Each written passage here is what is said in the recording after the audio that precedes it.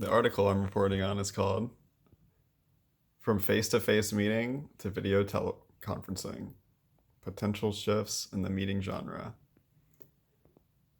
So basically, I'm just going to pretty much go over it like quickly in plain English, just to summarize it, and then I guess I'll talk about it a little bit. The researchers have the question of, like, do people respect like meeting over like video calls more than in person? That's basically like the gist of it. I mean, I could get a lot more wordy with it, and the paper that I wrote definitely does, but the gist basically is, do people feel like online meetings are more like structured and more like in control, and like less time is being wasted, I guess. And the way that the researchers wanted to test this was, it was like a two-step process to gather the data for them.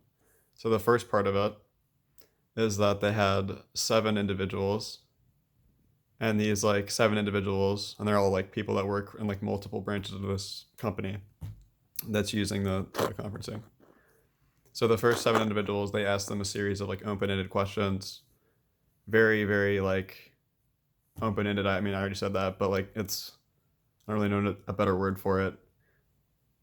Like, they wanted to get a wide range of qualitative data, and they didn't really care about quantitative data at this point. They just want to like understand basically, I guess, how they can formulate sub-hypotheses to test.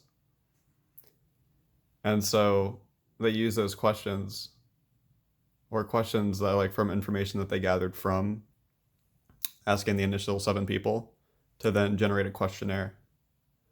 And so they use the questionnaire with a 5-point Likert scale to get numerical quantitative data. And then they took that numerical quantitative data and they correlation tested it. So they like took like expected values of what their hypothesis was, and they took the results that they gathered, the data, and they like lined both of those up and calculated the correlation with the R value.